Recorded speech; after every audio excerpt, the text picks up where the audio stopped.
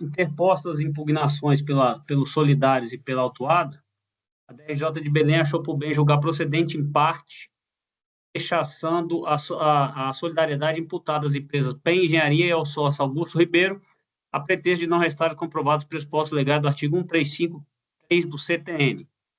Resignada a contribuinte interpôs recurso voluntário sobre 1.448 a 1.567, se surgindo contra a exigência fiscal, bem como a responsabilidade solidária, e esses fundamentos eu vou tratar no bojo do voto todas essas alegações.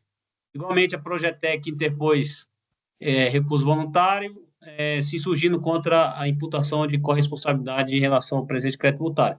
É o relatório, presidente, porque eu vou tratar nos autos das matérias.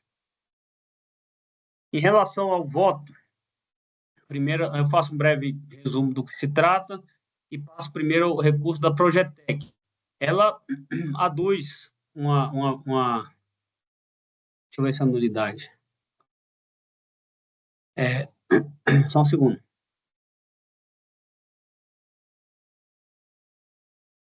Então, ela aduz uma nulidade do lançamento fiscal para entender que não está devidamente motivado, que eu rechaço.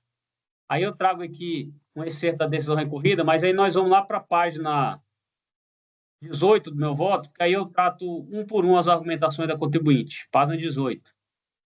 Posso seguir lendo? Por favor. Constata-se assim que o procedimento adotado pela autoridade fazendária encontra guarida na legislação de regência, notadamente leis e decretos, os quais são igualmente de observância obrigatória para esse colegiado. Está, consoante restou devidamente demonstrado pela autoridade lançadora, corroborado pelo julgador recorrido, em que pese a contribuinte escorar parte de sua irresignação a pretexto de mero erro formal em sua escrituração contábil, inclusive suposto erro de digitação, o que seria a razão da divergência constatada pela fiscalização, não logrou a recorrente apresentar provas que amparassem sua argumentação. Verifica-se que a questão repousa essencialmente na comprovação das alegações da autuada, inviabilizando assim qualquer procedimento ou análise tendente a apurar os erros arguidos. No que tange a argumentação da existência de prejuízo fiscal que deveria ter sido confrontado na apuração do lucro tributável, na linha do que restou assentado no acordo recorrido, essa constatação somente poderia ser adotada se cabalmente comprovado o prejuízo fiscal com documentação hábil e idônea, que não for observado, levando-se em consideração ainda a totalidade das infrações ora apuradas a título de omissão de receitas e glosas de despesas, custos não comprovados. Mas, a mais, as retenções que a contribuinte pretende sejam consideradas igualmente não restaram comprovadas, além de não demonstrado ainda a tributação das respectivas receitas, na forma que exige as dispositivos legais que regem a matéria. No que concerne às glosas das despesas, custos, a controvérsia se fixa basicamente no regime de competência, pretendendo a contribuinte sejam mantidas as deduções de despesa, custos do ano calendário anterior, o que é vedado pela legislação de regência, razão pela qual toda a argumentação da recorrente quanto à comprovação, etc., acaba caindo por terra, tendo em vista se tratar de despesas atinentes a período distinto do autuado. O mesmo entendimento se presta a rechaçar o insurgimento da contribuinte a propósito das glosas das despesas com honorários advocatícios por conta atinentes a período diverso, mal ferindo assim o regime de competência na forma devidamente demonstrado do decisório combatido. Por sua vez, relativamente às despesas de juros de empréstimo de coligados, melhor sorte não socorre ao contribuinte, eis que, da mesma forma, não logrou comprová-las a partir de documentação com a devida força probante, como contratos, por exemplo. O derradeiro, no que tange as razões da recorrente no sentido da pretensa necessidade de apuração do presente crédito tributário por arbitramento, diante da glosa pretensamente de parte substancial das despesas custos da contribuinte, mais uma vez a querela se resume à matéria de prova, não tendo a recorrente demonstrado quão substancial foram as despesas custos glosados em confrontação com a sua totalidade, de maneira a atrair a hipótese legal que contempla o arbitramento, na esteira inclusive da própria jurisprudência trazida à colação pela recorrente. Aquela questão de sempre do arbitramento, que o contribuinte diz que a glosa foi substancial e deveria ter sido arbitrado o lucro. Observe-se que a contribuinte de seu recurso voluntário não apresentou novos documentos ou razões capazes de rechaçar o entendimento do julgador recorrido, se limitando a fazer referência aos documentos relacionados aos autos da impugnação, além de suscitar a improcedência do acordo recorrido, de onde restou claro que a documentação referenciada isoladamente não tem o condão de rechaçar a pretensão fiscal. Ademais, tratando de matéria de fato, caberia ao contribuinte ofertar sua defesa e produzir prova contrária através de documentação hábil e idônea. Não fazendo é de se manter o acordo recorrido. Aí eu passo para o recurso da Progetec, que é quanto à responsabilidade solidária. A Progetec entende que não se faz presente os pressupostos legais para a imputação da solidariedade. Aí eu trago aqui a legislação de regência e passo a tratar da forma das razões da autoridade fiscal promover a responsabilidade solidária a contribuinte. Com mais especificidade, em posse dos autos, a autoridade lançadora entender por bem atribuir a responsabilidade solidária recorrente, Progetec, por esteja no artigo 124.1 do Código Tributário, acima transcrito, com base nas seguintes premissas. Esse foi o fundamento da autoridade fiscal. Assim, comprova-se que a Progetec, Projetos e Tecnologia Limitada, é gestora dos numerários da CETEC. Por todo o relatado, essa demonstrado que as empresas acima relacionadas formam um grupo econômico caracterizado pelo exercício de atividades econômicas confuso com a gestão entre elas dos numerários depositados em bancos, com a transmissão entre elas de valores com a identificação de mútuo e o relacionamento entre os registros contábeis, razão pela qual são solidariamente responsabilizados pelos débitos da contribuinte sobre a ação fiscal. Aí eu trago aqui, presidente, abaixo, mais algumas razões que levaram à imputação dessa responsabilidade solidária, e lá na página 24 eu grifei as partes mais importantes, que diz o seguinte: por sua vez, com relação à empresa Progetec Projetos de Tecnologia Limitada, é possível constatar o cumprimento repetitivo de obrigações da fiscalizada pela Progetec, cumprimento repetitivo, esse que foi justificado pelo contrato de administração de recursos financeiros apresentado no decorrer do procedimento fiscal, no qual é disposto que a CETAL autoriza a Progetec a administrar os recebimentos e pagamentos em nome da sociedade, assumindo a Progetec o compromisso de ressarcir as eventuais sobras em caixa. Embora a fiscalização tenha afirmado haver atividades econômicas confusas com a gestão entre elas dos numerários depositados em bancos, deixou a defendente de comprovar a autonomia patrimonial e a independência econômica de ambas as empresas, autonomia essa que não pode se sustentar tão somente em um contrato entre as empresas coligadas, sem comprovação de que de fato são independentes e autônomas. A própria ausência de comprovação das despesas escrituradas pela defendente e sua escrituração contábil a título de juros sobre empréstimo de coligados, despesas essas que a fiscalizada argumentou no decorrer do procedimento fiscal que tiveram seus pagamentos efetuados pela empresa Progetec, e da impugnação que haveria contrato suportando as despesas financeiras dos mútuos, sem, contudo, comprovar as argumentações apresentadas mediante a apresentação de documentos hábeis e idôneos corroboram com a confusão afirmada pela autoridade tributária. Porém, embora a presente responsabilidade solidária do artigo 124.1 do CTN deve ser afastada, aqui é a parte que ele afastou pelo 135.3 as outras duas, né? E aí digo eu, dessa forma, resta claro que a recorrente Progetec tem efetivamente interesse comum de fazer gerador dos tributos ora exigidos na forma estipulada no artigo 124.1 do CTN, sobretudo considerando a existência de grupo econômico de fato entre referidas empresas, e bem assim é evidente que confusão patrimonial contábil existente, como demonstrado acima, impõe a manutenção do feito em sua plenitude, não se cogitando ilegalidade ou irregularidade da ação fiscal, somente em relação à atribuição de responsabilidade solidária à recorrente Progetec. Abaixo vem a questão de constitucionalidade, que ele entende que a multa é confiscatória e desarrazoada, e tem o lançamento decorrente. Nesse sentido, presidente, dessa forma, eu voto no sentido de conhecer os recursos voluntários e negar esse provimento. A verdade é tudo uma matéria de prova. O contribuinte, no recurso voluntário, repisa basicamente as alegações da impugnação e não apresenta prova alguma do alegado, tanto na impugnação quanto no recurso voluntário. E, por conta disso, eu estou negando provimento, mantendo incólume a decisão de primeira instância. E fica à disposição para outros esclarecimentos. Obrigado, Ricardo. Fica aberto o debate, discussões. Uma coisa que me chamou a atenção aí foi a questão da responsabilidade solidária, e tem a confusão patrimonial, contábil, era tudo junto, tudo misturado. Esse é um dos pontos que, se a gente olhar, eu acompanho muito essa matéria, se você for olhar as decisões do STJ sobre essa matéria, aquilo que não bate o interesse econômico com o interesse jurídico. E muitas das decisões que ele mantém, o STJ, você vai lá ver que, quando não tem fraude, é a premissa, né? Tem lá confusão patrimonial, tem algum desses detalhes, entendeu? E no mais é questão probatória, da minha parte, ok. Mais debate, discussões, dúvidas? Votação? Acompanhe o relator, presidente. Com o relator. Com o relator.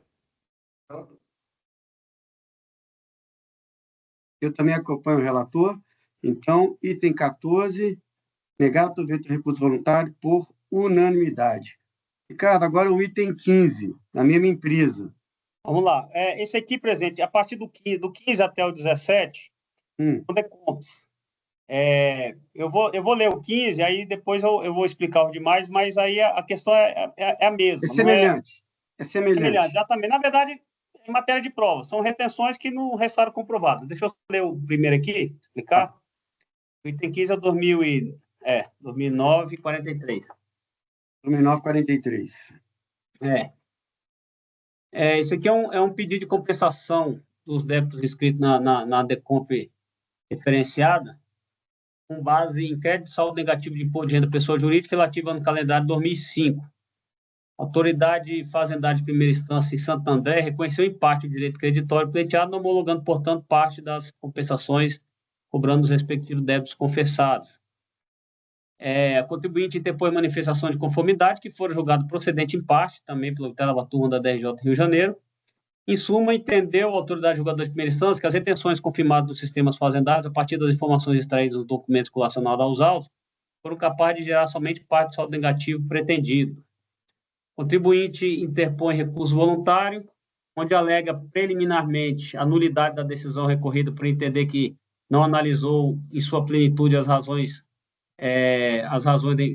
da manifestação de conformidade, sobretudo no que diz respeito ao pedido de realização de perícia. Reitera o pedido de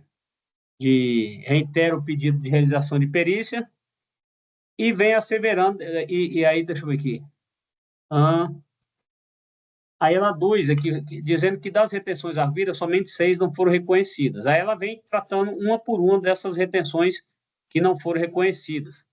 E com fruto do princípio da verdade material, pretende ser analisados todos os documentos acostados aos autos, traz a colação súmula CAF 143 para entender que a comprovação das retenções ela não se faz simplesmente com comprovante de recolhimento, mas outros elementos também, e defende que eventuais erros cometidos pelas fontes pagadoras no preenchimento da DIF, até mesmo pela recorrente preenchimento da PERDECOMP, não poderiam impedir o reconhecimento do direito de crédito da contribuinte. O relatório, já passando ao voto, encaramos de pronta preliminar a nulidade do acordo recorrido e realização de perícia. Eu estou rejeitando essa nulidade nulidade do acordo recorrido por entender que o acordo encontra-se devidamente motivado e fundamentado, bem como que a realização de perícia ela não tinha necessidade de ser deferida pela autoridade fiscal, que no seu livre exercício de formar sua convicção, entendeu que seria desnecessário, além do contribuinte não cumprir os pré-requisitos para tanto. Então, presidente, de início eu rejeito a preliminar nulidade do acordo recorrido, por entender que não havia nenhum cerceamento de direito de defesa, bem como afasto também o pedido de produção de prova pericial. Em relação ao mérito, eu trago aqui as considerações da contribuinte em relação a cada uma das retenções arguidas, e venho contemplando a legislação que contempla o pedido de compensação, a necessidade da comprovação do direito líquido e certo, que o ônus da prova é da contribuinte, para mais adiante transcrever certo da decisão recorrida, que rechaçou essas alegações da contribuinte, e eu vou ler aqui algumas partes grifadas que bem demonstram aquelas alegações, que bem rechaçam aquelas alegações do contribuinte por CNPJ. É o seguinte, com relação à página 13, com relação ao item 1, não consta do processo qualquer documento comprobatório da retenção informada na DECOMP, e em consulta aos sistemas da Receita Federal não foi possível identificar a retenção de RPJ desse declarante tendo interessado como beneficiário. Quanto ao item 2, conforme citado pela DRF Santo André em seu despacho decisório da sua 58, os comprovantes apresentados pela interessada possuem outra empresa como beneficiária.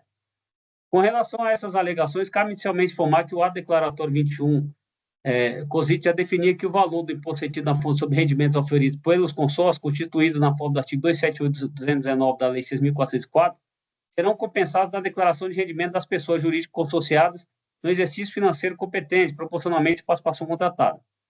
No entanto, embora a interessada alegue estar acostada aos autos cópia do contrato do consórcio, não consta do processo qualquer documento referente ao alegado consórcio do qual o interessado faria parte. Com relação ao item 3, não consta do processo qualquer documento comprobatório da retenção informada em DECOMP e em consulta ao sistema da Receita, não foi possível identificar retenções de RPJ desse declarante, tendo a interessada como beneficiária. Então, presidente, eu sigo mais adiante, suscitando a necessidade da comprovação do direito líquido e certo em relação a esse pedido de compensação, que parte do contribuinte, e também ressalto que o recurso voluntário, como praticamente uma simples reiteração da impugnação, não traz, a gente pode pegar do processo aí, absolutamente nenhum documento, bem como não rechaça essas alegações que o julgador de primeira instância utilizou para fins de não reconhecer a totalidade das retenções da contribuinte, porque tanto a autoridade de primeira instância quanto lá a DRF, julgador de primeira instância, eles reconheceram aquelas retenções que restaram comprovadas nos autos em confrontação com o sistema fazendário, e a parte remanescente é exatamente aquela que o contribuinte não logrou demonstrar. Esse é o voto, presidente. Então, você conhece do recurso, afasta a preliminar de nulidade e, no mérito, nega provimento. Questão Matéria probatória. eminentemente de prova. Questão probatória. Tá, então, debate. Em votação. Acompanhe, senhor presidente. Com o relator. Com o relator. Com o relator. Eu também acompanho o relator. Então, por unanimidade de voto, afastar a preliminar de nulidade e, no mérito, negar provimento ao recurso voluntário, nos termos do voto do relator. Então, os itens 16 e 17 vai seguir a mesma linha? Mesma linha. O 16 é a CSLL, período, mesma coisa, mesma argumentação e mesma falta de comprovação. E o 18, o 17, só para a gente não... também, aí é o ano calendário 2004, o outro era 2005, um saldo negativo de RPJ. A contribuinte também vem com as mesmas alegações, o julgador de recorrido rechaçou uma por uma pela falta de comprovação, a contribuinte, em seu recurso voluntário, não traz nenhum elemento novo capaz de reforçar a sua tese. Então, eu estou rejeitando a preliminar de nulidade do acordo recorrido e negando provimento do mérito. Ok, isso item 16 e 17, né? Exatamente. Ok, então em votação item 16 e 17. Com o relator, presidente. Com o relator. Com o relator, presidente. Também com o relator. Eu também acompanho o relator. Então, na mesma situação que o 15, afastar a preliminar de nulidade e, no mérito, negar provimento ao recurso voluntário. Vamos agora ao item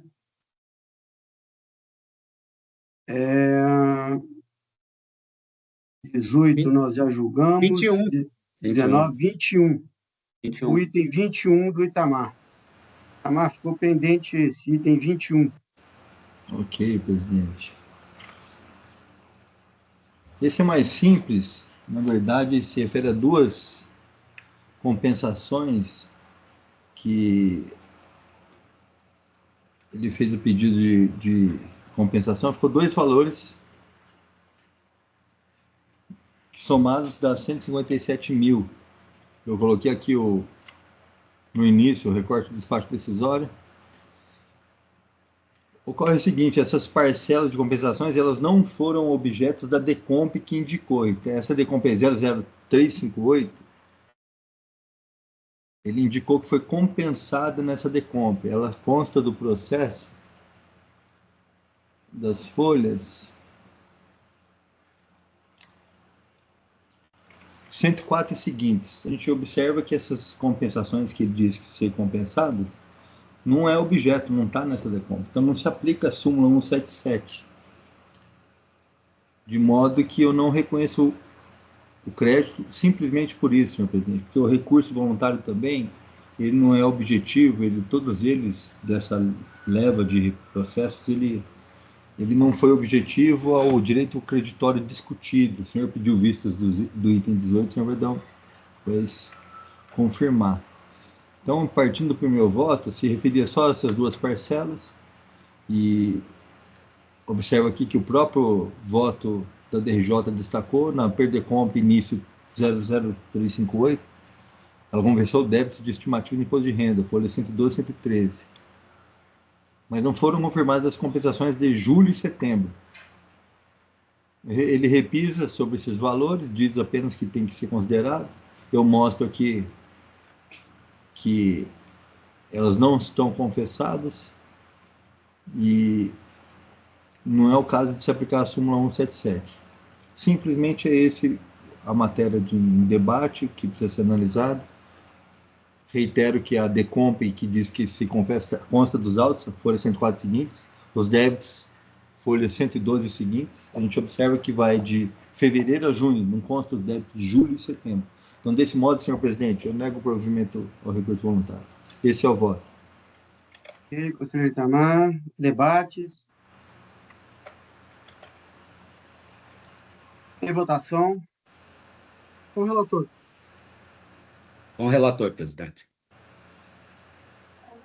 Com o relator, presidente. Com o relator, presidente. Eu também acompanho o relator, então, item 21, negar provimento ao recurso voluntário por unanimidade. Item 22, julgado. 23, vamos para o item 24, processo de minha relatoria. Eu já coloquei lá na pasta para vocês. Aqui, acho que já está lá, né? Opa, peraí.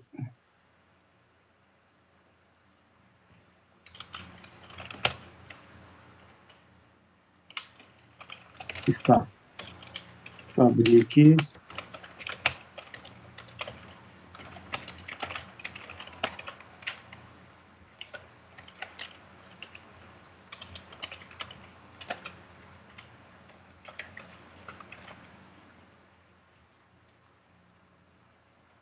Processo de recurso voluntário. Aliás, deixa eu pregoar o processo. Vamos julgar agora o item 24, recorrente São Paulo Feiras Comerciais Limitada. Esse processo é paradigma para o item 25. Então, vamos lá. Trata de recurso voluntário contra a cota de primeira instância que julgou improcedente manifestação de conformidade, cujo objeto era a reforma do despacho decisório, né, em que denegaram pedido de compensação de débitos próprios com crédito decorrente de saldo negativo de RPJ. Esse despacho é aquele despacho um pouco resumido, como ele é repetitivo, então adentro mais nos detalhes no voto. A cota recorrida manteve na homologação em razão da insuficiência probatória. Contribuinte em recurso voluntário reitera as alegações de primeira instância no sentido que o crédito pleiteado deve ser deferido em razão de ter sofrido retenção na fonte. Questiona ainda a parcela referente às demais estimativas compensadas. Questiona a multa isolada. É o relatório. Passando ao voto. O recurso preenche os pressupostos dele, conheço e passo a análise. A controvérsia refere-se à parcela não homologada de fonte, né, Código 1708, de várias fontes pagadoras que compõem o saldo negativo de CSL, frente ao ano de 2014. Quanto à parcela referente às demais estimativas compensadas, no valor de R$ 1 milhão, de crédito reconhecido pela decisão recorrida, portanto, não há controvérsia em relação à matéria. No tocante à multa isolada, a matéria é tratada nos autos do processo que a gente vai julgar posteriormente, porque veio tudo junto aqui depois dele separar. Em relação ao IR-fonte, a decisão recorrida indeferiu o direito creditório em razão da ausência de documentação comprobatória. Assentou que, ante a falta de documentos de retenção na fonte, somente a demonstração inequívoca da retenção por outros meios, tais como notas fiscais, contabilidade, extratos, né, é que seria possível, né, fazer essa análise. Citou ainda o exemplo de flexibilizar o dispositivo legal em nome da verdade material, né. Pontuou ainda que a alegada inviabilidade material de juntada de notas fiscais, que o que o cliente falou, e aqui tem um ponto muito importante, o que ele alega? Olha, é inviável fazer a juntada de notas fiscais em função do volume. Tudo bem, a gente entende isso, só que não juntou sequer uma nota fiscal para poder apresentar uma amostra, né? Ele alegou que tudo era inviável, né? E aí eu coloquei entre aspas, esse ponto é importante. Decisão recorrida pontuou que a alegada inviabilidade material de juntada de notas fiscais não justifica a desobservância do artigo do decreto, com pouco pedido de perícia, pois o documento intitulado Análise de Crédito, que integra o despacho decisório, relacionou todas as fontes pagadoras e valores não confirmados. Dessa forma, caberia ao interessado providenciar as provas do seu direito, mas não fez em sua manifestação de conformidade. Então, isso aqui é questão eminentemente probatória. Decisão recorrida deixou bem claro para o contribuinte o que ele deveria apresentar. Aí eu trago a fundamentação legal, 170, que já é comum nos meus votos. Verdade material, né? Artigo 373 do CPC, que fala que o contribuinte deve fazer prova, né? Então, cabe a ele apresentar, provar a liquidez e certeza do crédito. Item 18. No caso de análise, com vista a comprovar o crédito vindicado, a recorrente limitou-se a reiterar a alegação feita em primeira instância, de que não juntou os autocópios das notas fiscais, com destaque que é retido na fonte, em razão do elevado número de notas fiscais, ou seja, inviabilidade material, e que todos os serviços prestados constam na DIPJ. Não assiste razão à recorrente. Aí, pessoal, minha argumentação é aquela. Olha, a súmula 143, ela permite não só IR-fonte, mas trazer o início de prova. O que poderia ser feito aqui? Algumas notas fiscais, não precisava ser todas, algumas notas fiscais, né? Uma parte da contabilidade, ou retenção, e sim, enfim, um mínimo de prova, como a gente está acostumado a jogar aqui nessa turma. O que ele fez? Item 22. Ocorre que o contribuinte não juntou aos autos nenhuma documentação comprobatória, nenhuma nota fiscal, nenhuma documentação contábil, nenhum extrato bancário. Limitou-se a alegar e juntar a planilha com relação de notas fiscais, o que não é prova hábil suficiente para comprovar o direito creditório.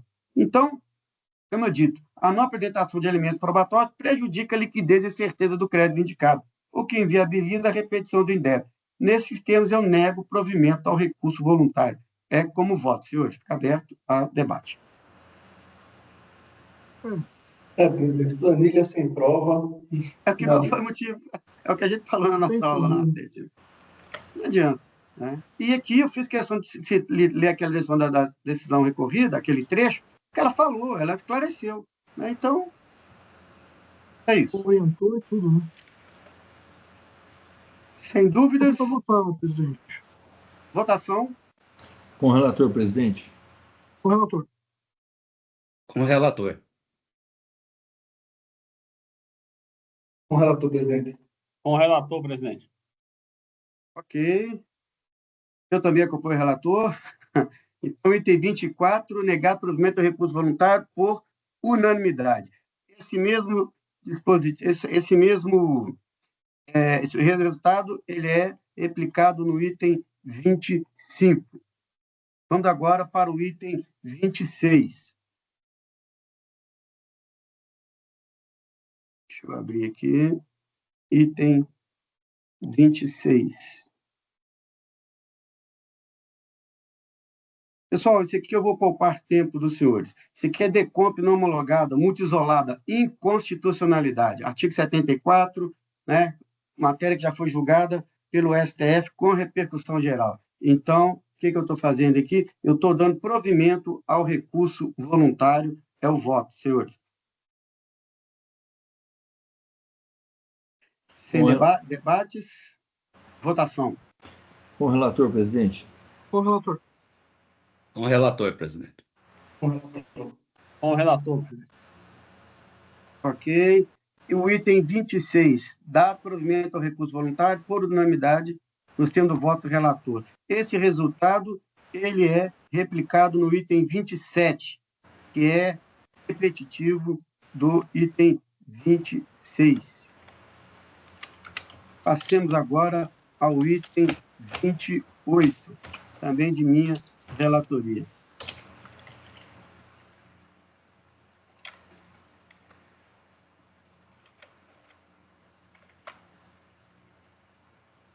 Recurso voluntário interposto com decisão de primeira instância, que julgou improcedente manifestação de conformidade, cujo objeto era a reforma do despacho proferido pela unidade de origem, que denegaram de pedido de compensação de déficit com crédito pós decorrente saldo negativo de CSL.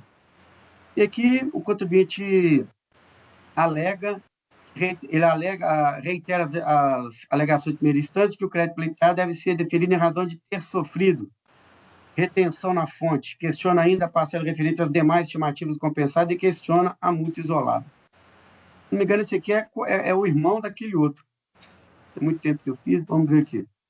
A controvérsia, a parcela não homologada de CSL fonte, né, de vários fontes pagadores que compõem um saldo negativo referente à localidade de 2012. Quanto à parcela de estimativas, traço de crédito já foi reconhecido pela decisão recorrida, portanto, não há controvérsia. Multa isolada vai ser objeto do processo, a gente já julgou, aquele outro. Em relação à CSL, retida na fonte, a decisão recorrida, mediante pesquisa ao Banco de Dados da Receita Federal, confirmou em DIFs entregues pelas fontes pagadoras para o ano 2012 retenções do montante de 372 mil, valor superior ao anteriormente confirmado despacho decisório, que era 304. Então, A diferença CCL-fonte, que era de 171 mil, reduziu para 102. Então, uma coisa, foi lá no sistema, verificou, ajustou e reduziu, né, a glosa. Manteve a homologação da parte remanescente em razão da ausência de homologação probatória, né? E aqui, pessoal, agora o argumento é o mesmo. O que ela pontuou? Que alegação é inviabilidade material, comprovação não se dá por meio de apresentação somente de retenção de documento da fonte pagadora. Notas fiscais, né, isoladas não se prestam. A mesma situação do processo anterior. Aí eu trago a fundamentação legal e vou no item 19. Com vista a comprovar, a recorrente limitou-se a reiterar as alegações de primeira instância de que não juntou os autos cópia das notas fiscais em razão do elevado número. É a mesma situação do anterior, inviabilidade material. Agora eu me lembrei que é a mesma situação, né? E aí eu trago a mesma fundamentação, né? E aí estou negando provimento ao recurso voluntário, tal qual nós julgamos o anterior. É como voto, senhores. Cabe a discussão, debates. Em votação. Acompanhe o relator, presidente. Com o relator. Com o relator, presidente. Também com o relator, presidente. Com o relator, presidente. Ok, então item 28, negar provimento do recurso voluntário por unanimidade. Esse item 28, ele é paradigma para os itens 29, 30 e 31. Deixa eu só confirmar aqui. O item 28 é paradigma para os 29 a 31. Perfeito. Então, agora nós vamos para o item 32. Item 32.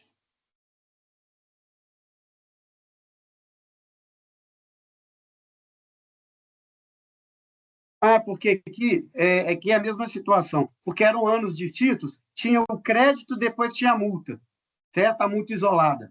Então, nós julgamos aquele primeiro crédito, depois julgamos na sequência as multas isoladas. Aqui, esse é o quê? A multa isolada, não é? Por compensação não homologada, tal qual aqueles outros que nós anteriormente julgamos. Então, porque tem o crédito e depois está a multa isolada. Então, aqui, tal qual no anterior, eu estou dando provimento ao recurso voluntário, porque a matéria conhecida de todos já foi julgada repercussão geral no STF. É como voto, provimento ao recurso voluntário. Em votação. Com o relator, presidente. Com o relator. Com o relator, presidente. Também com o relator, presidente. Com o relator, presidente.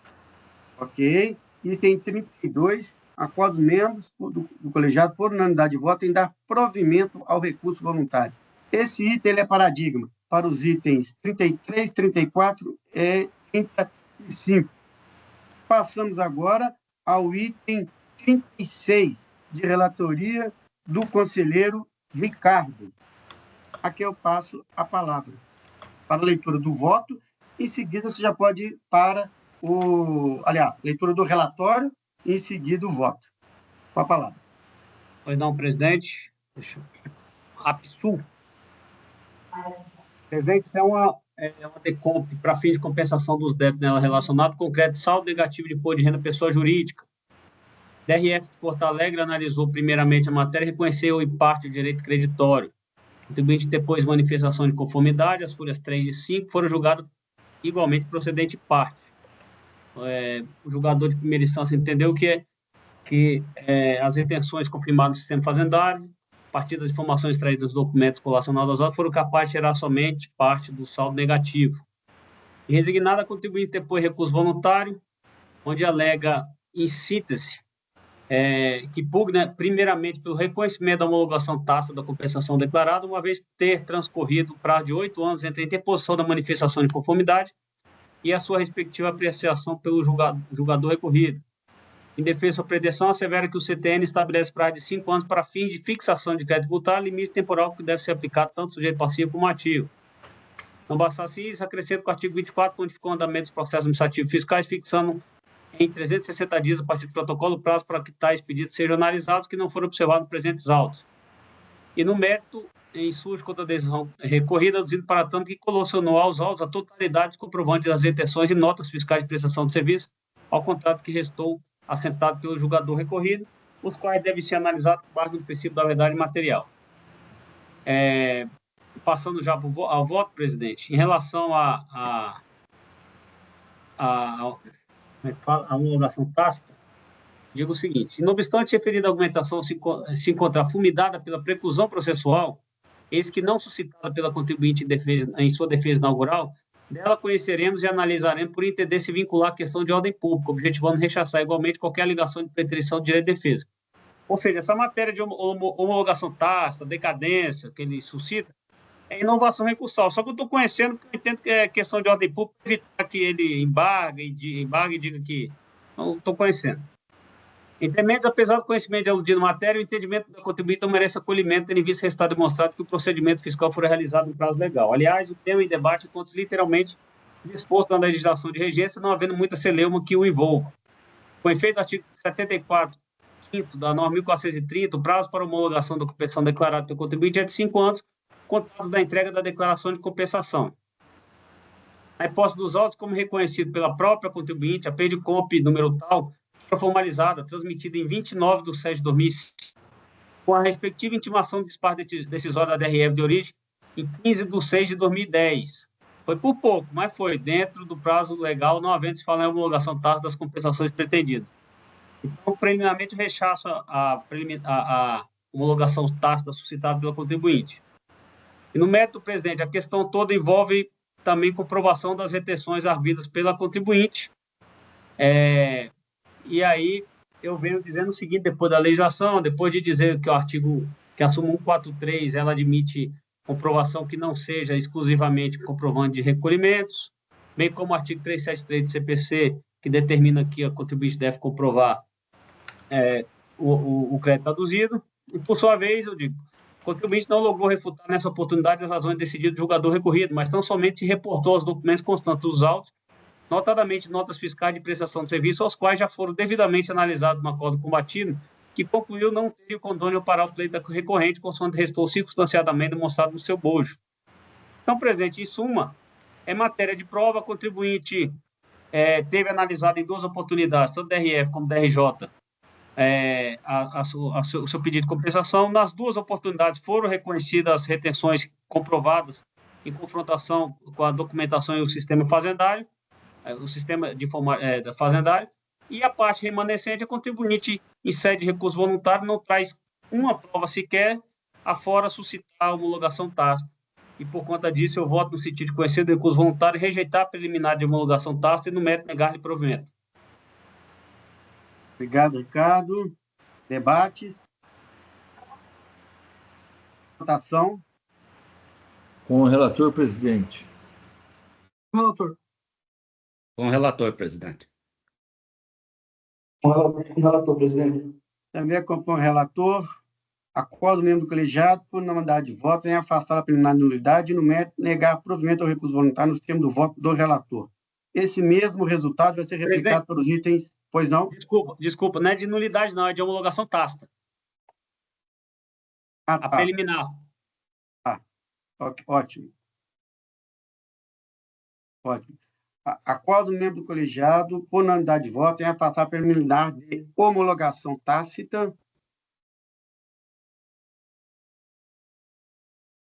E, no mérito, negar provimento ao recurso voluntário nos termos do voto do relator. Esse mesmo resultado é replicado para os itens 37 e 38, que são repetitivos. Então, agora passamos para o item 39, de relatoria do conselheiro Jefferson. Aqui eu passo a palavra para a leitura do relatório, e em seguida pode ir direto ao voto. Com a palavra, o conselheiro Jefferson. Obrigado, presidente. Recurso voluntário contra o acordo da RJ... Olha, só um minutinho, Jefferson. Deixa eu só perguntar, para evitar problemas. Gabriela, o acompanhamento do item 39, aparece alguma novidade? Não, presidente. Então, deixando registrado que foi solicitado acompanhamento, esse processo teria prioridade no início do julgamento, depois de ter todas as tentações orais. Houve várias tentativas e a doutora Samanta, que está registrada para fazer acompanhamento, Samanta Bento Ribeiro Feliciano, não compareceu. Então, esse processo está sendo julgado na ordem natural da pauta sem acompanhamento em razão do não comparecimento. Com a palavra, o conselheiro Jefferson. Obrigado, presidente.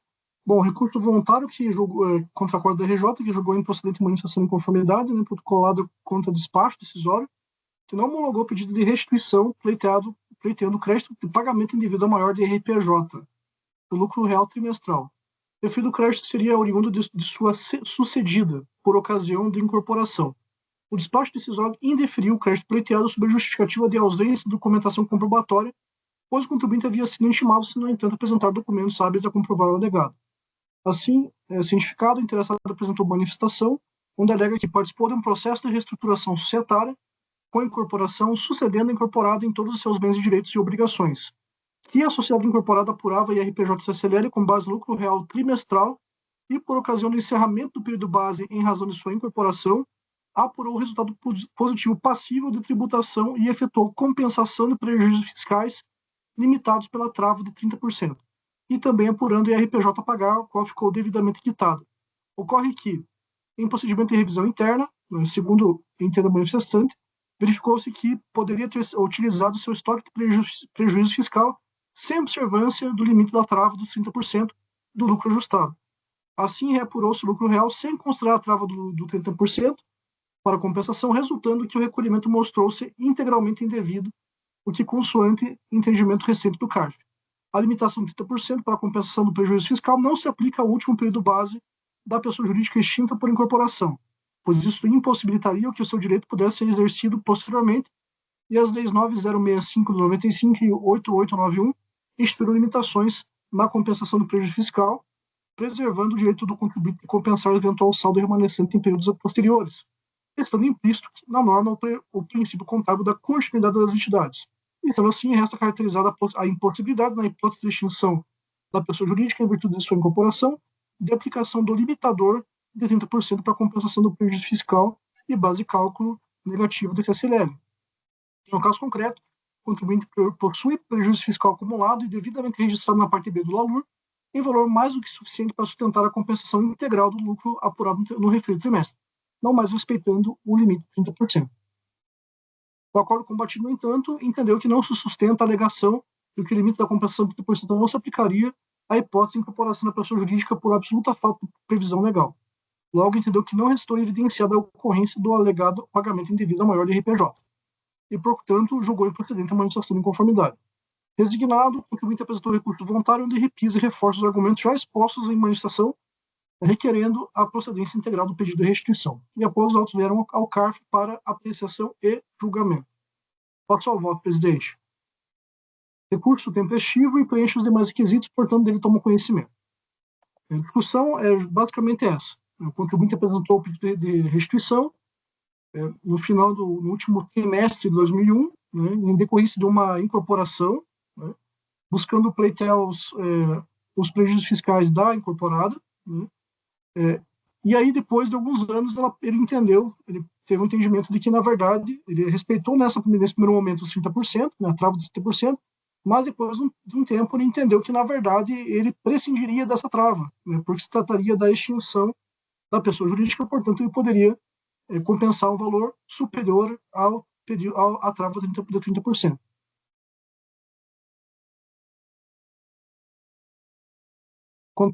Contudo, né, a autoridade de origem entendeu que, na verdade, seja por falta de provas, né, sobretudo, ou seja por falta de previsão legal, o contribuinte não teria direito a fazer uma compensação em valores superiores ao limite da trava, né, e, consequentemente,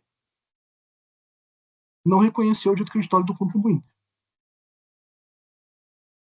Então, basicamente, a controvérsia, né, ela se dirige justamente à possibilidade de aproveitamento do prejuízo fiscal sem ou com a trava de 30% para a extinção da pessoa jurídica. Né. O contribuinte entende que deveria ser considerado o período da extinção da pessoa jurídica, né, que seria do dia 31 de dezembro de 2001, né, o limite aí do último trimestre de 2001. E, portanto, nesse período a compensação poderia ultrapassar os 30%. Contudo, né, e aí nesse sentido, presidente, só vou reproduzir aqui rapidamente a minha posição, que eu até externei aqui nas páginas 4 e seguintes, Eu nem vou me tomar o tempo de reproduzir o que eu estou escrevendo aqui.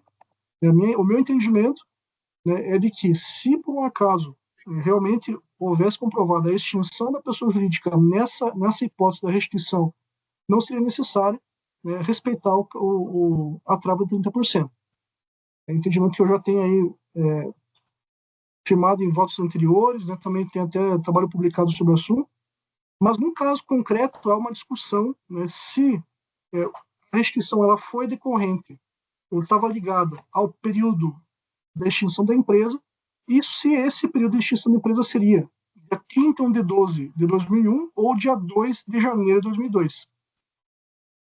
E essa aqui é justamente a discussão, né? Se a restituição feita pela empresa teria direito ou não a respeitar essa trava. E por que isso aconteceu? Porque a recorrente ela alegou que o período referido da extinção da pessoa jurídica, que consta no próprio pedido de restituição, seja 31 de 12 de 2001. Só que, na verdade, né, a extinção da pessoa jurídica, na minha leitura, ocorreu depois. Ocorreu alguns dias depois, no dia 2 de janeiro de 2002. E isso, na minha leitura, eu tomo como base o artigo 1151 do Código Civil, né, nos quais os atos societários produzem efeitos a partir da data do registro, né? E o documento juntado aos autos indica como data do registro o dia 1º de fevereiro de 2002. Coloquei aqui os prints, né? E não dia 31 de dezembro de 2001.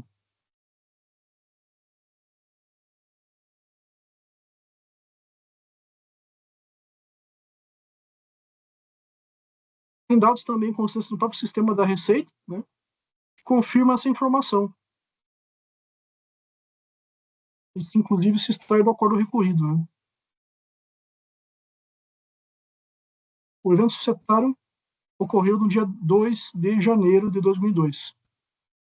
E a própria incorporada apresentou DPJ relativo ao período de 1º de janeiro de 2002 a 2 de janeiro de 2002, conforme se verifica abaixo.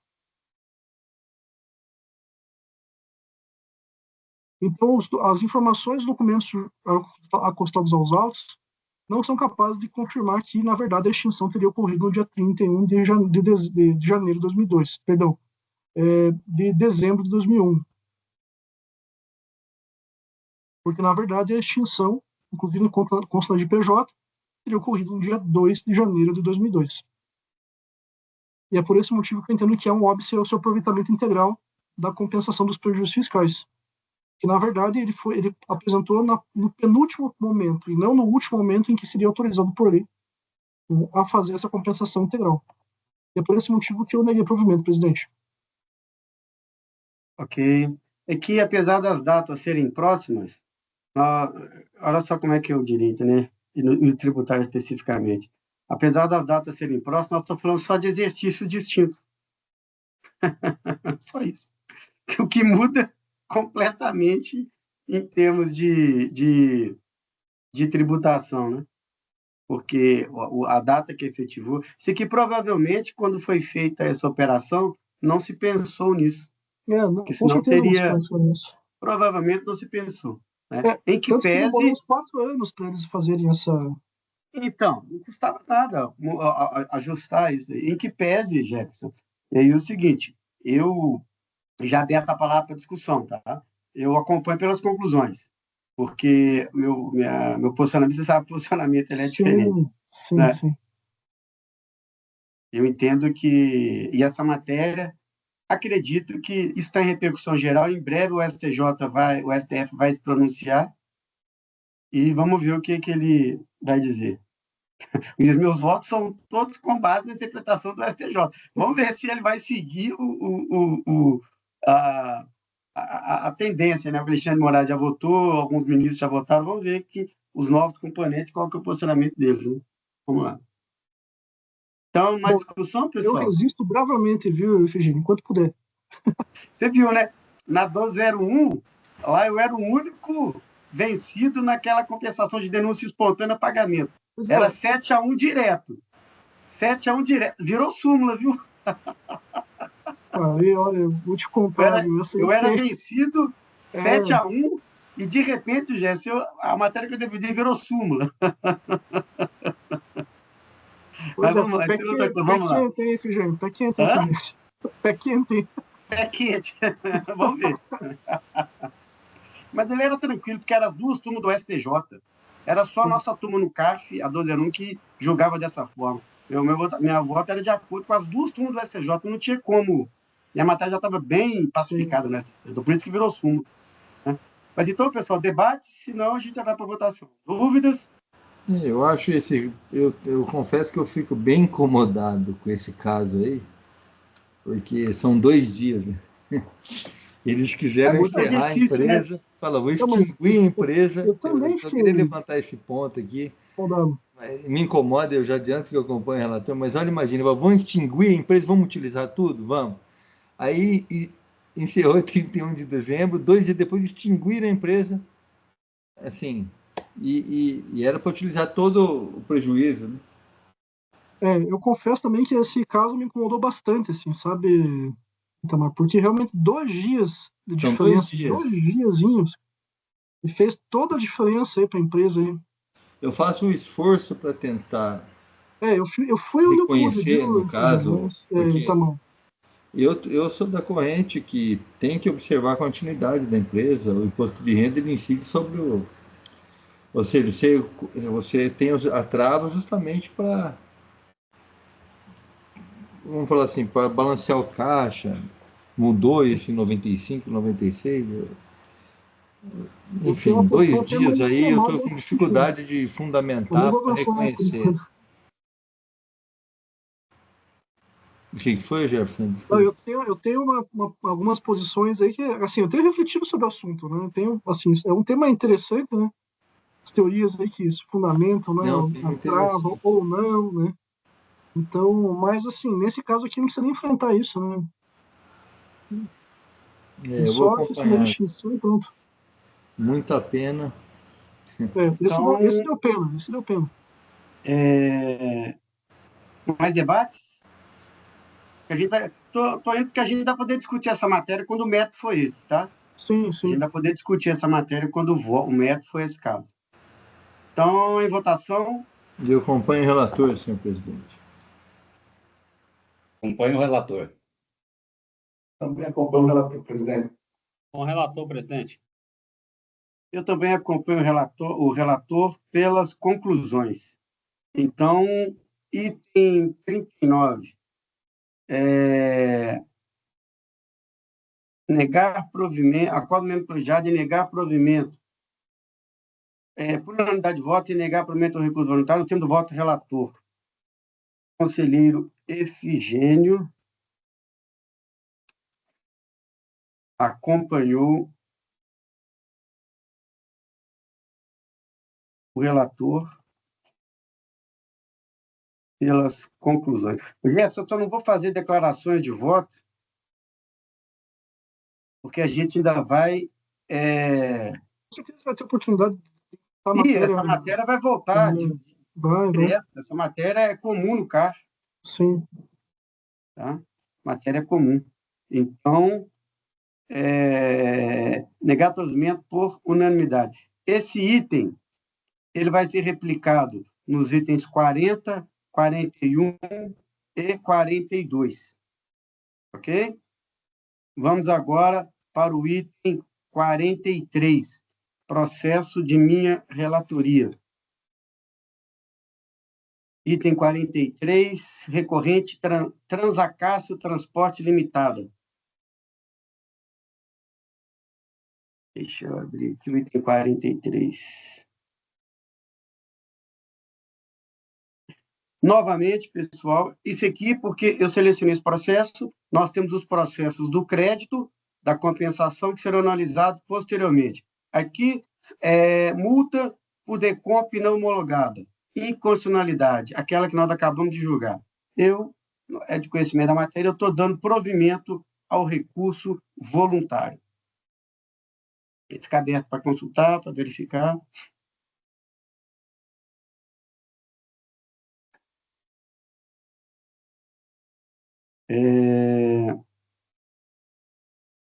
Debate?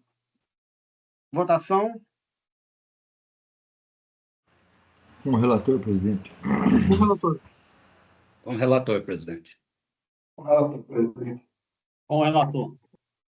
Ok, item 43. Dá provimento ao recurso voluntário por unanimidade. Item 44 é paradigma, aliás, é repetitivo, esse resultado é replicado. Vamos para os itens, o item 45 de relatoria do conselheiro Jefferson, recorrente só TREC. Que eu passo a palavra para a leitura do relatório, em seguida pode ir direto ao voto. Jefferson, com a palavra. Obrigado, presidente. Recurso voluntário contra o contribuinte, né, contra o acordo da RJ.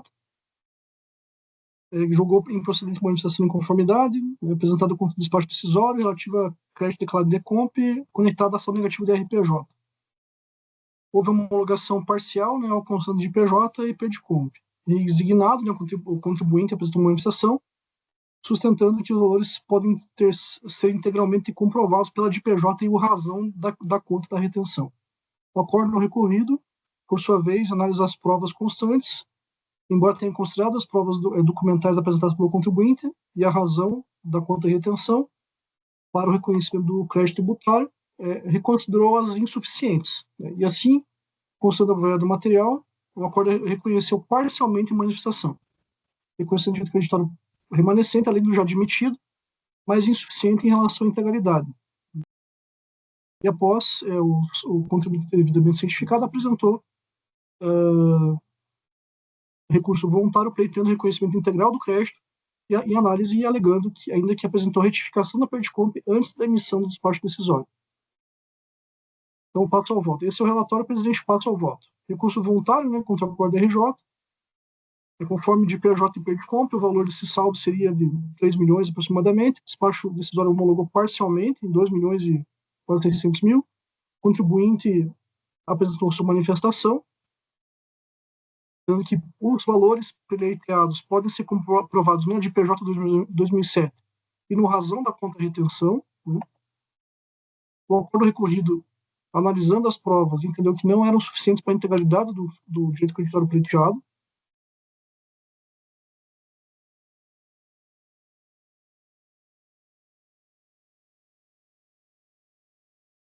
O contribuinte novamente apresentou, né, o seu recurso, alegando que apresentou retificação do PERDComp antes da emissão do despacho decisório, né, e repisando o seguinte: conforme comprova recorrente através de PJ, em razão do ano 2006, o valor efetivo devido foi de 1.990.000 aproximadamente, restando assim o saldo pagar zero.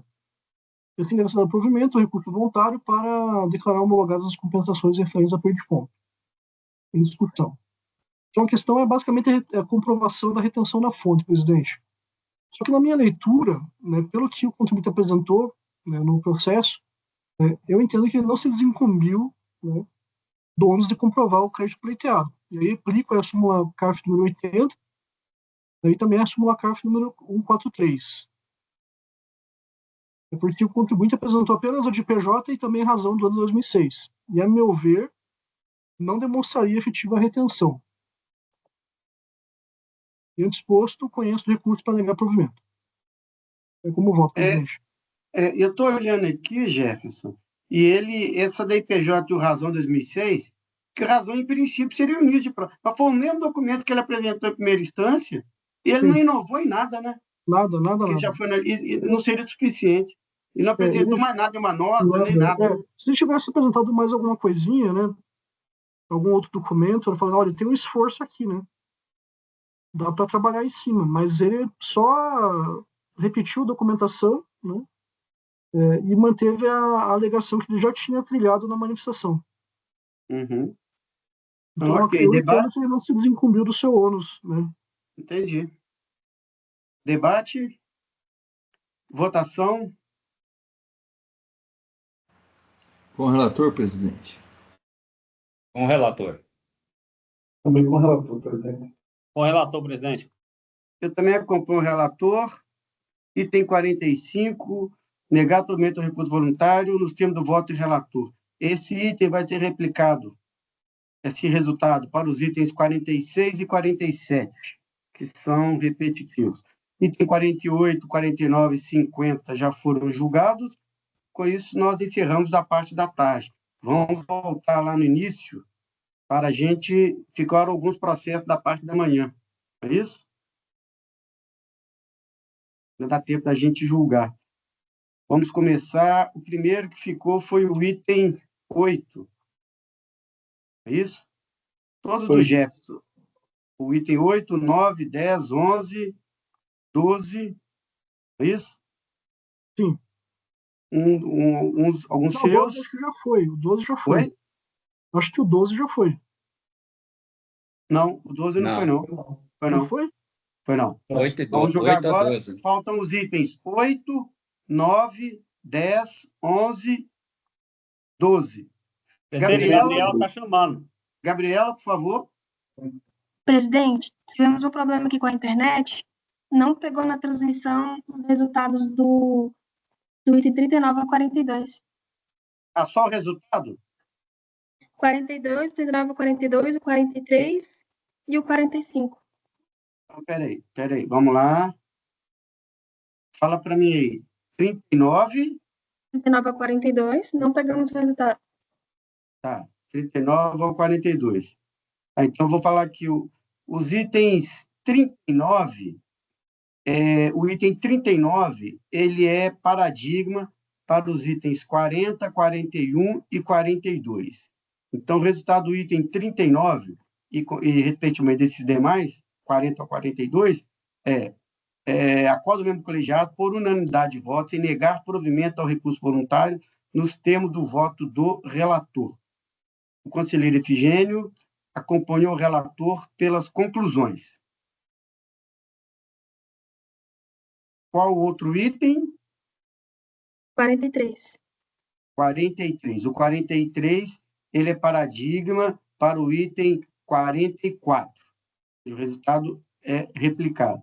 Então, o resultado foi acordo do membro do colegiado, por unanimidade de votos, em dar provimento ao recurso voluntário nos termos do voto do relator. E o item 45. Item 45. O item 45, ele é paradigma para os itens 46 e 47, ou seja, o resultado é replicado. Então, o resultado do item 45. Acordo do membro do colegiado, por unanimidade de votos, em negar provimento ao recurso voluntário nos termos do voto do relator. Certinho, presidente. Muito obrigada. Ok? Nada. Então, voltamos. Nós encerramos a pauta da parte da tarde e, como ficaram alguns processos pendentes da parte da manhã, a gente retorna, porque esses processos não foram retirados de pauta. Então, item 8, processo de relatoria do conselheiro Jefferson. Passo a palavra para a leitura do relatório, em seguida, direto ao voto. A palavra. Presidente, obrigado. Esse caso aqui era para ser muito simples. Ele é multa isolada em perda de compra, presidente. Só que tem um detalhe.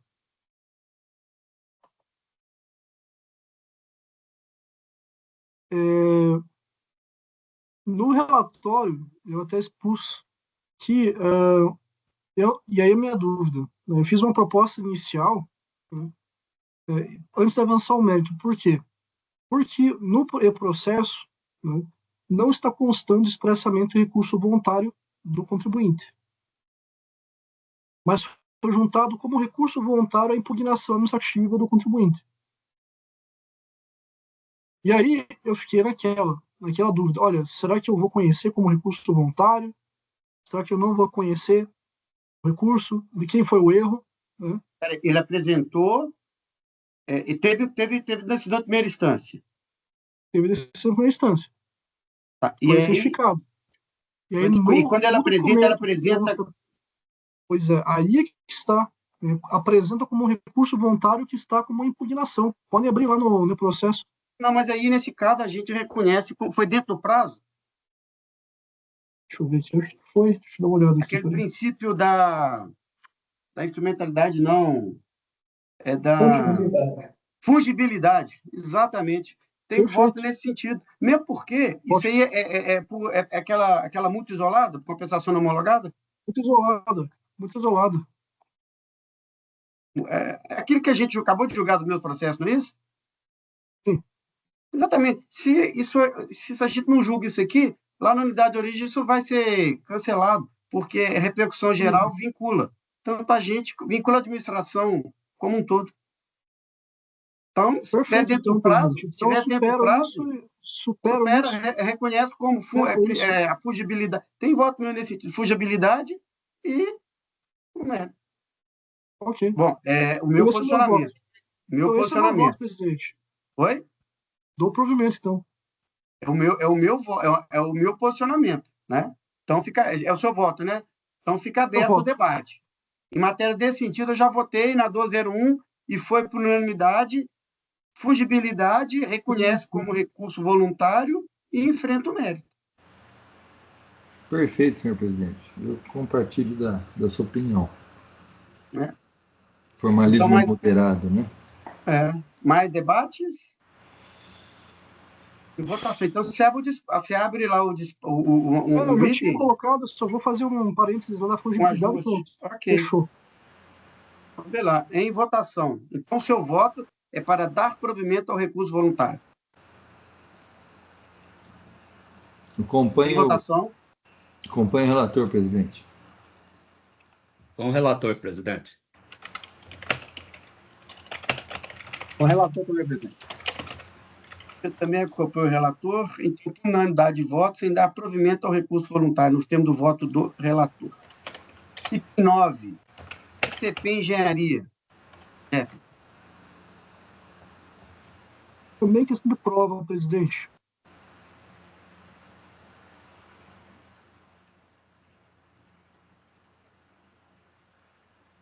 Posso começar o relatório, presidente? Pode, ficar com a palavra. Pode leitura do relatório e, em seguida, pode passar direto ao voto.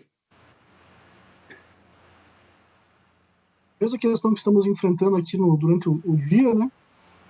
Pertcomp, né? Despacho decisório não reconheceu o crédito pleiteado nessa Pertcomp. Transmitido em 2011, relativo ao período da apuração 2007. Produz ali o teor, né, da decisão e também a racional do contribuinte. O despacho entendeu que foram localizados pagamentos, né, em DARF, só que foram integralmente utilizados para quitação de débitos do contribuinte, portanto não restaria disponibilidade para extinção das importâncias veiculadas na declaração de compensação.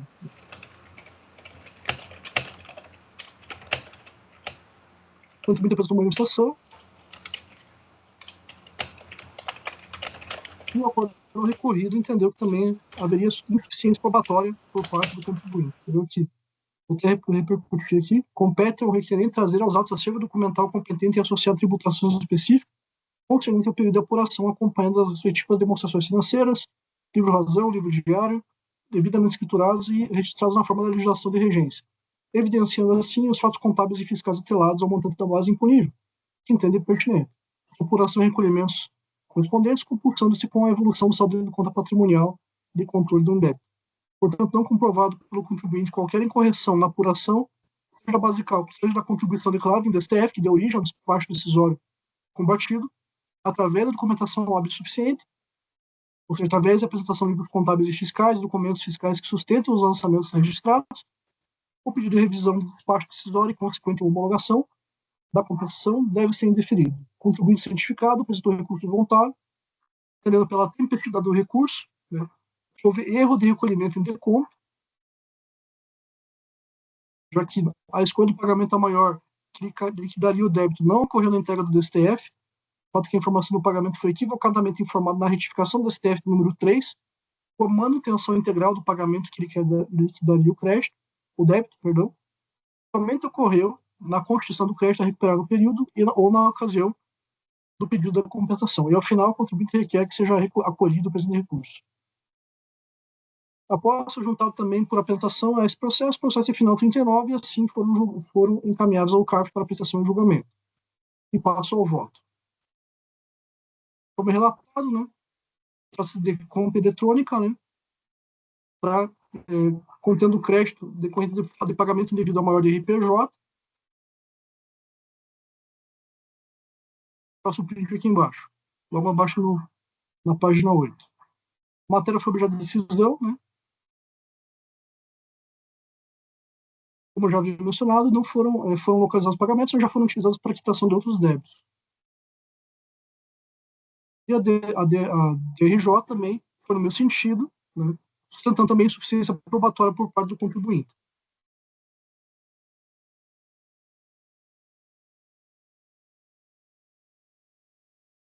O recorrente do recurso voluntário sustenta, né, que o pedido de compensação foi realizado com base em DPJ retificadora, que teria amparo em DIF relativo a valores retidos de fonte pagadora informada pela Petróleo Brasileiro S.A.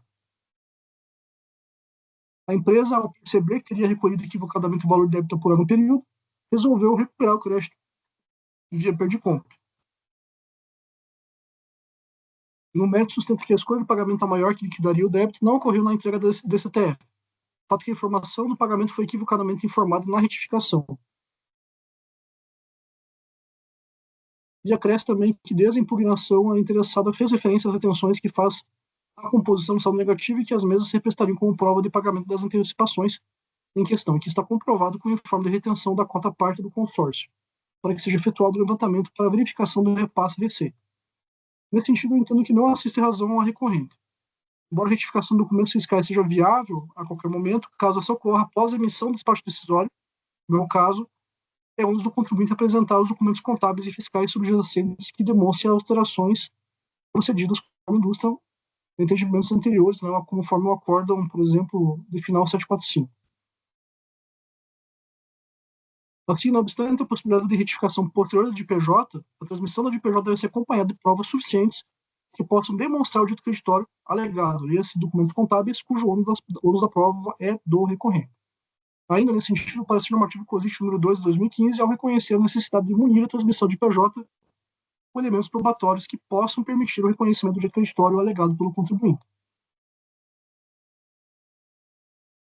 No caso, não há apresentação de qualquer documento que comprove as retificações procedidas em ECF após a emissão do despacho decisório, o que impede, inclusive, o reforço e aplicação da verdade material.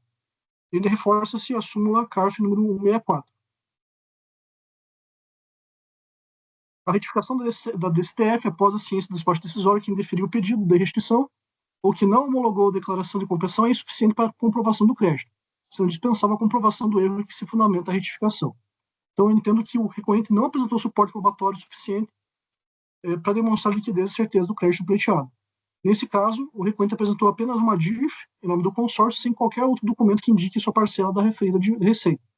E assim, diante da ausência de provas nos autos, voto por conhecer o recurso no mérito de negar provimento. Esse é o meu voto, presidente. Ok, conselheiro Jefferson, muito obrigado. Muito obrigado. Debates. Votação. Opa, debate? Não, matéria de prova, né, presidente? Tá. A questão probatória. Questão probatória. A maior parte dos processos de decompra, tendo um caso ou outro, que às vezes tem algumas confusões, igual o Tamar pegou deu um azar, pegou uns processos complicados, hein, Tamar? Mas na maioria das vezes a questão é questão probatória. A maior parte dos casos. Então, votação. Acompanhe o relator, presidente. Com o relator, presidente. Presidente. O relator, presidente. Também acompanha o relator. Item 9, negado provimento por unanimidade. Item 10. Peugeot Citroën do Brasil Automóvel Limitada. Processo de relatoria do conselheiro Jefferson. Eu passo a palavra para a leitura do relatório direto ao voto. Com a palavra, conselheiro Jefferson.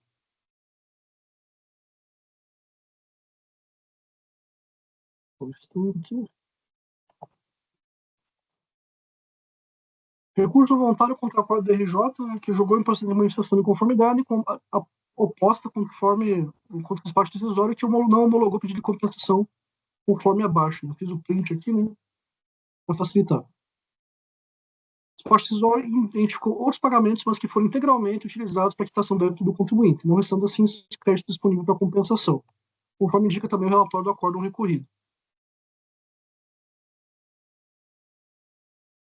O despacho decisório considerou o pagamento de um DARF, né, que foi totalmente utilizado para quitação de outros débitos, porque levou em conta outro débito de 350 mil muito próximo, equivocadamente apresentado no DSTF original, mas já retificado. Acrescentou-se também que, após a retificação do STF, o valor do débito referente a janeiro de 2013 passou a constar da forma correta. Portanto, ficaria comprovado que os DARFs nos valores mencionados acarretariam um pagamento a maior ou indevido. Só que o acordo recorrido, né, julgou improcedente impugnação,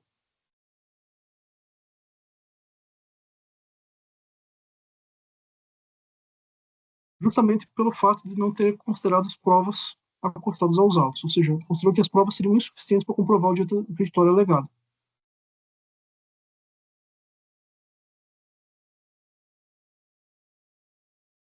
Ou seja, se o DSTF alterado, tem que ser demonstrada a causa da sua alteração, da sua retificação, evidenciando o erro que mencionou ter incidido, que não foi feito segundo o acordo recorrido pela contribuinte, e, portanto, negou o provimento, a manifestação. Nesse sentido, foi cientificado o contribuinte interpôs recurso voluntário, né, juntando documentos comprobatórios em anexo, objetivando obter o reconhecimento integral do crédito tributário, alegando em síntese erro do preenchimento de declaração e prevalência da verdade material.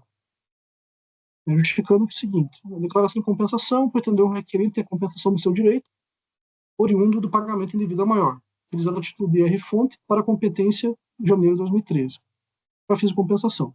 Contudo, posteriormente, em primeiro momento, após a apuração do direito creditório pela fiscalização, para fins de homologação da declaração de compensação, foi proferido o despacho decisório que afirmou que os pagamentos supostamente a maior foram usados para a quitação de débitos do contribuinte. A confusão, segundo alega a recorrente, ocorreu porque, quando a análise do pedido de compensação, de fato existia da DSTF informação incorreta que depois foi retificada. E é justamente nessa retificação que o contribuinte sustenta aí a sua fundamentação. E após os autos forem encaminhados ao CARF para apreciação e julgamento. E passo ao voto, presidente. Por tempestivo, tomo conhecimento.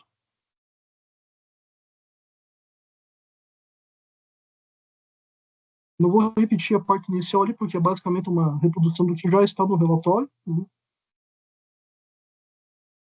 Como já mencionado, o DRJ entendeu que não houve comprovação do direito creditório legado. O contribuinte defendeu que, na verdade, o problema decorria de erro de preenchimento, que depois foi retificado. E aí, na minha leitura, né, é possível a retificação de documentos fiscais, caso essa ocorra após o início do despacho decisório, mas é ônus do contribuinte apresentar os documentos contábeis e fiscais subjacentes que demonstram as alterações procedidas. Eu, inclusive, coloco um acordo aqui nesse sentido. Mesma coisa, parecer com o 22, número 2 de 2015, no mesmo sentido, né? Simula CARF número 164, também no mesmo sentido. No caso concreto, na página 9 já, o contribuinte apresenta comprovação do equívoco do contrato de câmbio retificador e retificado. Em que faço aqui a reprodução do print.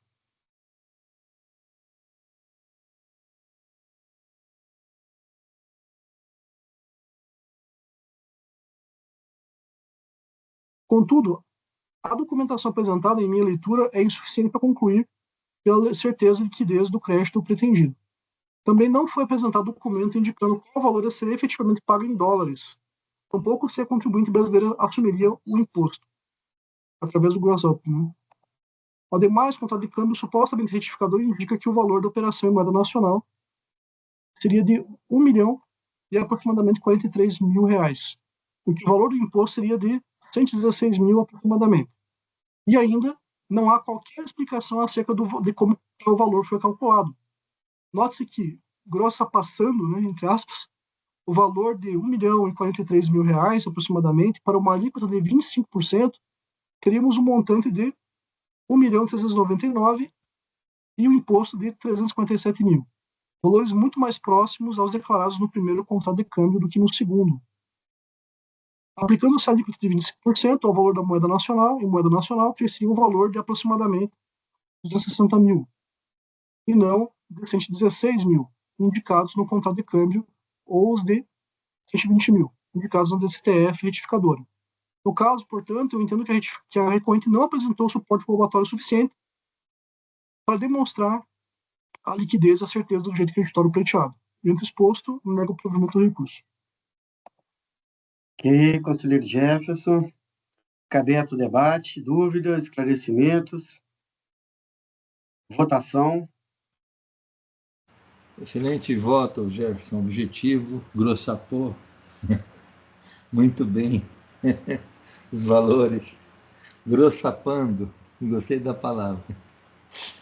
Acompanhe o relator, presidente. Com o relator, presidente. Também com o relator, presidente. Com o relator, presidente. Também acompanho o relator. Item 10, acordo membro do colegiado por unanimidade de votos sem negar provimento ao recurso voluntário no termo do voto do relator. Cara, está tendo a gente julgar o item 11? Tranquilo. Então, vamos lá. Vamos julgar agora o item 11, recorrente, Quality do Litoral Refeição Empresarial Limitada. Processo de relatoria do conselheiro Ricardo. Aqui eu passo a palavra para a leitura do voto, do relatório. Em seguida, pode ir direto ao voto. Com a palavra, conselheiro Ricardo. Presidente, trata-se de autuação fiscal de RPJ e reflexos decorrentes da constatação de omissão de receita caracterizada pela movimentação bancária de origem não comprovada. Depois de impugnação, foi rejeitado pela DRJ de primeira instância. Em sede de recurso voluntário, o contribuinte insurge basicamente contra o procedimento fiscal escorado na movimentação bancária, entende que quebrou o sigilo fiscal sem decisão judicial e faz toda aquela discussão quanto à legalidade do RMF, desse procedimento. Eu conheço do recurso, talvez esse aqui pudesse ser um daqueles que a gente poderia até não conhecer, porque essa matéria é toda inconstitucionalidade, mas como tem uma questão de procedimental, né, da autuação com base em movimentação bancária, eu conheci do recurso, trouxe as alegações, transcrevi excerto aqui da decisão de primeira instância que relata como, de maneira bem precisa todo o procedimento adotado, e quanto à análise de constitucionalidade e legalidade, a gente não tem competência para analisar, e fixando a alegação das razões da contribuinte tão somente quanto ao procedimento da suposta quebra de sigilo fiscal, da emissão de RMF para fim de acesso à sua movimentação bancária, porque não apresentou, a Lei Complementar 105, artigo 42, 9.430, ele tão somente ataca essas normas legais e o procedimento, então eu conheço do recurso e nego provimento. Ok, Ricardo. Aí a matéria, essa questão de sigilo bancário, movimentação financeira, é meramente probatória, a não ser que tenha alguma questão formal, né? Exatamente. Então, que não é o caso, né? Então, debates, votação. Com o relator, presidente. Com o relator. Com o relator, presidente. Com o relator. Eu também acompanho o relator, então, item 11, por unanimidade de voto e negar provimento ao recurso voluntário. Jefferson, nós temos somente um processo, o item 12. Você acha que dá tempo da gente julgar? Vamos para cima. Hã? Vamos para cima. Então, vamos lá. Item 12. Recorrente São Marcos, Saúde e Medicina Diagnóstica S.A. Processo de relatoria do conselheiro Jefferson, que eu passo a palavra para a leitura do relatório e seguida direto ao voto. Com a palavra, conselheiro Jefferson. Obrigado, presidente. Recurso hierárquico, recebido como recurso voluntário, que não homologou declarações de compensação apresentadas em papel em datas diversas que pretendiam compensar débitos distintos decorrentes de pagamentos supostamente indevidos, por considerá-la não declarada no âmbito do processo administrativos listados, né? Principal e apenso, que somam um número de 16. Totalizam, à época, aproximadamente R$ 107 mil. Forma de esporte decisório, a fundamentação de que o artigo 334 da IN 900/2008 veda a utilização de crédito apurado no âmbito do Programa de Recuperação Fiscal, REFIS, para compensação. O decorrente alegou que havia sido excluído do REFIS em 24 de abril de 2008, sob justificativa que estaria inadimplente, mas somente foi cientificado em 18 de maio de 2008. Assim, recorrente recorreu da decisão recolhendo os valores referentes ao refis. Por não ter obtido êxito em seu recurso, entendeu que os valores recolhidos após sua exclusão não teriam natureza de refis. Além disso, pugnou pelo respeito ao princípio da administração pública, nos termos do artigo 37 da Constituição. Mas foi encaminhado para a Superintendência Regional da Receita, que decidiu pela devolução da DRF de origem para julgamento. Contudo, a DRF conheceu do recurso e negou o provimento, mantendo a decisão do despacho e considerando que dessa decisão não caberia mais recurso, estando assim encerrado na esfera administrativa. O contribuinte inconformado impetrou mandado de segurança na esfera judicial para que o recurso fosse apreciado pelo extinto Conselho de Contribuintes.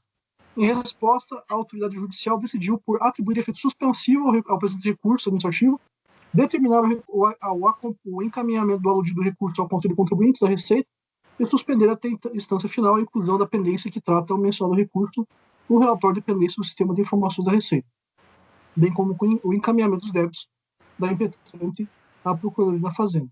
Assim, a DRF, atendendo a decisão liminar, encaminhou o processo para o julgamento do Conselho Administrativo de Recursos Fiscais. Em análise dos argumentos e documentos apresentados pelo contribuinte, assim como a decisão de piso, apresentei o seguinte racional, votando para converter, né, esse processo foi, né, para julgamento no CARF, e aí, sobre minha relatoria, votei para converter o julgamento em diligência, o que foi aceito pela turma, né, através da resolução abaixo.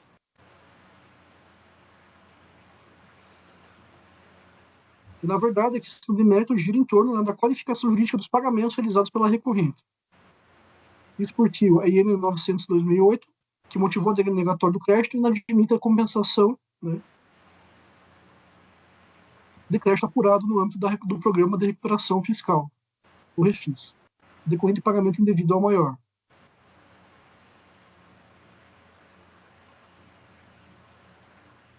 E aí, como se observa, né, a exclusão implica exigibilidade imediata ao verdadeiro rompimento do programa de parcelamento, de sorte que qualquer pagamento realizado após a exclusão não está mais no âmbito do REFIS. Por tal razão, entendo que não é aplicável a vedação estabelecida na IN 900/2008, não havendo ulterior empecilho para análise do pedido de compensação se os créditos estariam efetivamente disponíveis ao contribuinte. Contudo, há dúvida se os pagamentos foram efetivamente alocados ao débito original ou se estariam ainda disponíveis para utilização pelo contribuinte. E tal informação não foi confirmada nos autos, e não se sabe qual é o status atual do direito creditório pleiteado pelo contribuinte. E por esse motivo, eu votei por converter em diligência, né, para que a autoridade de origem analisasse as informações trazidas aos autos e informasse qual é o status dos pagamentos realizados, após a exclusão do contribuinte do REFIS. Tem prejuízo de intimar o contribuinte a apresentar documentos que a autoridade administrativa julgar necessários para a comprovação do alegado pelo contribuinte e verificar se estão disponíveis para a utilização. Após a conclusão da diligência, deve-se elaborar relatório, né, a que se dará ciência ao contribuinte, e após os autos devem ser novamente encaminhados ao CARF para apreciação e julgamento. Então, esse processo foi convertido em diligência, remeteu-se os autos para a autoridade de origem, verificar-se a situação desses pagamentos, e após, né, esses autos retornaram através de uma resolução, de uma manifestação, de um retorno de diligência. Né.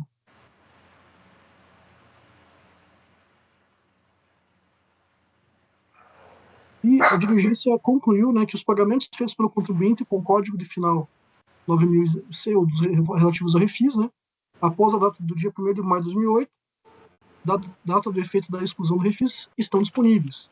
E eles não estão amortizando débito algum do contribuinte. O contribuinte foi devidamente intimado, né, e não se manifestou. Também é importante mencionar que esse processo foram pensados vários processos, né, 16. E após voltou ao CARF novamente para o julgamento. E esse é o relatório, presidente. Aí meu voto é curtinho. Meu voto é curtinho. Conforme a resolução, o recurso foi encaminhado à primeira turma extraordinária, né, depois com resolução, e pelo fato dos processos principal e apenas também conjuntamente superar o valor limite, decidiu-se por encaminhar os autos de apreciação e julgamento dessa turma. Verifica-se que a cópia da decisão judicial proferida nos autos da mandado de segurança determinou o encaminhamento do recurso ao conteúdo dos contribuintes. Também verifiquei que não há concomitância, por o referido mandado de segurança não adentra no mérito da questão discutida nesses autos. Naquela oportunidade, decidi converter o julgamento por diligência, conforme já mencionado. Nessa linha, entendo que não é aplicável a vedação estabelecida pela IN 900/2008, não havendo ulterior empecilho para análise do pedido de compensação se os créditos estão efetivamente disponíveis ao contribuinte. No caso concreto, a diligência confirmou que os pagamentos feitos pelo contribuinte com o código de receita do número 9100, após a data da exclusão, estão disponíveis, não amortizando débito algum no contribuinte. Assim, diante da disponibilidade do crédito, da certeza de se tratar de pagamento indevido, entendo que deve ser dado o provimento do recurso voluntário. Antes posto, dou provimento do recurso voluntário para homologar a compensação até o limite do direito creditório disponível e é como voto, presidente.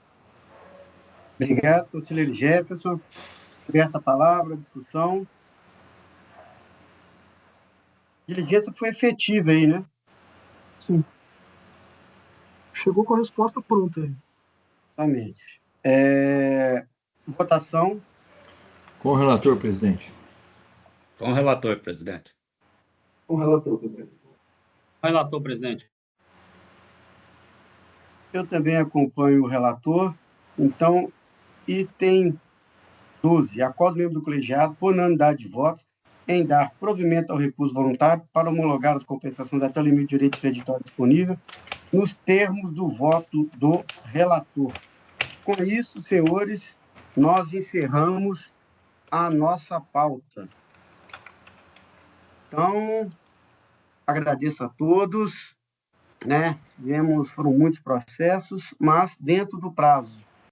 Íamos até às 18 horas, nós encerramos. Gabriela, agradeço você, peço por gentileza que encerre a gravação. Encerramos a sessão do dia 21/11/2024.